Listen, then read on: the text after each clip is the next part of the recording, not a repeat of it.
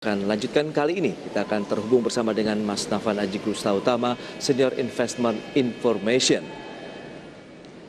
dari PT Mirai Aset Sekuritas Indonesia. Ya, halo. Selamat pagi, Mas Nafan.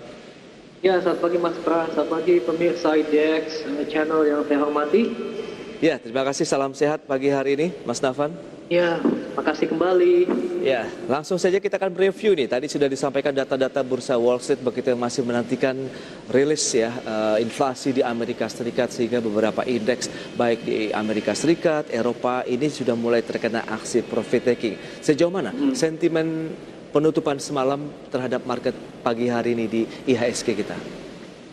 Ya, memang kalau kita bahwasannya pergerakan bursa di Amerika Serikat memang relatif berada di zona merah atau mengalami koreksi wajar begitu, karena kan memang selain daripada misalkan market nanti perilisan US CPI maupun juga US Core CPI yang memang kalau saya akui ini juga termasuk memberikan high market impact gitu ya secara global, karena kita tahu misalkan dengan adanya hasil dari proyeksi tersebut ya ini juga memungkinkan the Fed akan mempengaruhi atau enggak melaksanakan tentunya juga mengenai kebijakan tapering begitu kalau menurut saya.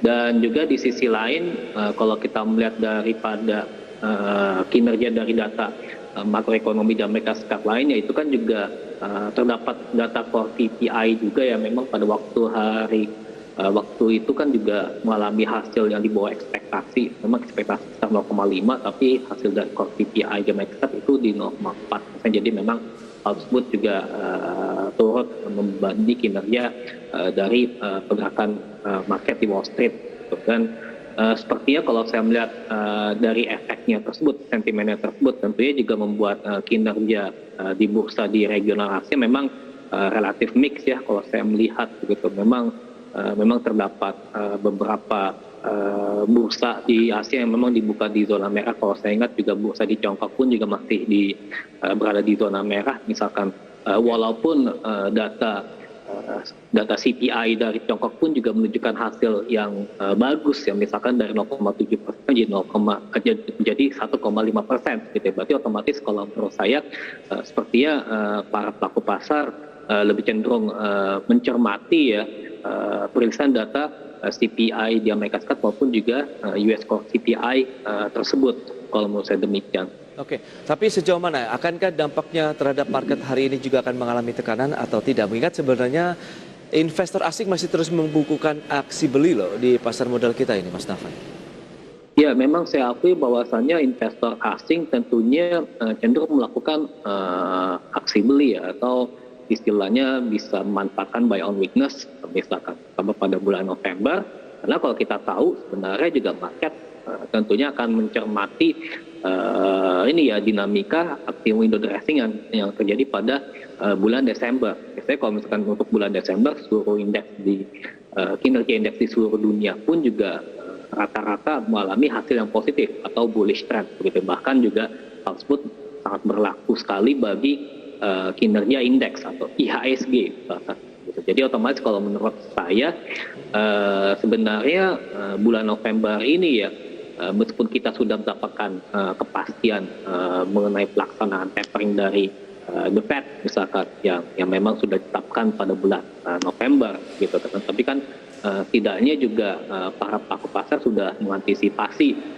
Misalnya mereka lebih cenderung mencermati yang namanya optimisme mengenai recovery perekonomian global, dan tentunya hal tersebut juga mempengaruhi daripada recovery kinerja fundamental emiten-emiten yang memang menunjukkan hasil yang progresif ya kalau menurut saya. Begitu seiring dengan adanya kemampuan dari berbagai negara dalam hal mitigasi resiko penyebaran pandemi COVID-19 misalkan.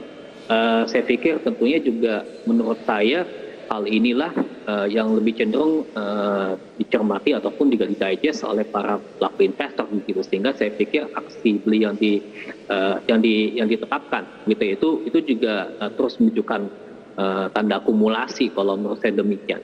Baik. Tadi juga sudah disampaikan kalau kita lihat ada salah satu saham yang nampaknya sudah mulai dilepas begitu baik oleh manajer investasi ataupun investornya, yaitu buka begitu. Bagaimana analisis Anda begitu? Bagaimana juga bagi mereka yang sudah punya posisi di saham ini, Mas Nafan? Ya, memang kalau kita akui bahwasanya pergerakan harga saham Bukalapak tentunya ini ya mengalami kalau secara tren itu mengalami depresiasi gitu. Meskipun kalau pada hari kemarin saja pada tanggal 9 itu ditutup terapresiasi 5,92% begitu ya. Dan juga sebenarnya juga di sisi lain kalau kita melihat dari pergerakan harga saham secara rata-rata 20 hari itu kelihatannya pergerakan harga saham buka ini mulai berada di hampir di atasnya ya begitu ya, dan pergerakan harga saham selama 20 hari rata-rata. Berarti ini menggunakan moving average 20.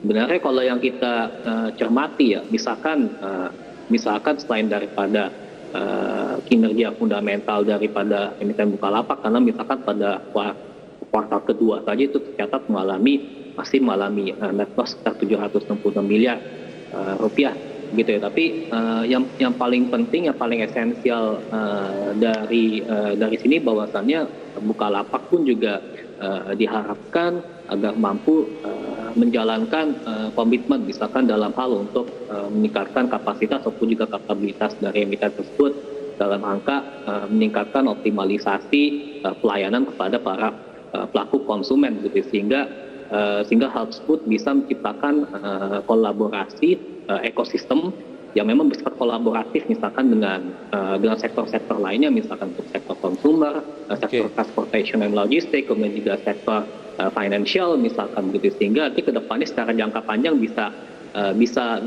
menciptakan growth kalau menurut saya begitu. Jadi yang penting fokusnya ke situ dulu sehingga nanti sektor-sektor lainnya bisa berkembang, nanti juga otomatis mudah-mudahan juga akan terjadi progresivitas gitu ya dari adanya harapan bahwasannya perusahaan akan mengalami perbaikan kinerja yang lebih baik gitu ya. Dan juga istilahnya juga aksi korporasi begitu ya, tentunya ini bisa menjadi sweetener kalau menurut saya. Nah itu dia, sejauh ini menurut Anda begitu, adakah aksi korporasi juga yang sedang dihentikan oleh market terkait dengan aktivitas Bukalapak sendiri? Dan tadi strateginya bagi yang sudah memiliki posisi itu harus bagaimana? Apakah masih ada peluang kita hold meskipun kita lihat penurunannya juga cukup dalam? Kalau kita lihat sempat menyentuh level di 1.300-an, sekarang di 600-an untuk buka. Ya sebenarnya kalau saya amati misalkan untuk pergerakan harga saham buka, misalkan kalau sudah berada di atas moving average 20 ini juga semestinya mulai masuki semacam sideways area ya kalau dari sisi teknikal antara EMA 20 misalkan dengan EMA 60 gitu ya. Itu kan merupakan ruangan atau fase konsolidasi yang akan dihadapi oleh Bukalapak, pergerakan harga saham Bukalapak itu sendiri. Berarti kalau misalkan jika mengenai sentimen ya tentunya juga investor atau para pelaku pasar biasanya sih mendigest aksi korporasi dari Bukalapak, misalkan aksi korporasi dalam rangka menerbitkan rights issue. Biasanya kalau misalkan jika terdapat berita yang positif, tentunya juga traders akan melaksanakan aksi eksekusi buy misalkan gitu. Sehingga katakanlah buka saja ini terapresiasi kemarin tuh 5,92% begitu kalau menurut saya. Jadi kalau misalnya jika selama Bukalapak bisa mengumumkan misalkan aksi korporasi, jadi ini kalau menurut saya apresiasi dari para pelaku traders ataupun juga investor juga pasti juga akan terlihat di situ kalau menurut saya. Baik, itu dia analisis terkait dengan saham buka ataupun bukalapak.com. Mas Nafan sudah pukul 8.55, kita lihat opening khususnya pre-opening begitu ya. Market hari ini sudah mulai terkena profit taking namanya, melemah sekitar 0,07% ya di 665,54. Dan melihat kondisi market seperti saat ini, apa yang Anda rekomendasikan? Mungkin bisa disampaikan saham-saham yang Anda rekomendasikan untuk pemirsa IDX Channel sambil mencermati nanti pergerakan IHSG akan mengarah kemana ini. Mas Nafan, silakan. Oke, terima kasih. Adapun memang selain daripada para pelaku investor nanti hasil daripada returns US CPI maupun juga core CPI, adapun memang kalau kita akui dari dalam negeri pun juga sepertinya kinerja penjualan retail per September pun juga mengalami minus ya 0,2, maksud saya 2,2% begitu. Itu pun juga mungkin bisa menjadikan sentimen yang menghambat penguatan IHSG pada hari ini begitu kalau menurut saya gitu. Tapi setidaknya yang paling penting selama misalkan pergerakan IHSG mengalami koreksi, tetap pelaku pasar memanfaatkan aksi tersebut, kesempatan tersebut dalam rangka untuk melakukan akumulasi begitu ya dalam rangka menyambut Idul Fitri pada Desember. Padahal untuk sahamnya untuk hari ini bisa cermati akumulasi terhadap Oke. saham BSD, BRMS, Java dan SMRA. Baik.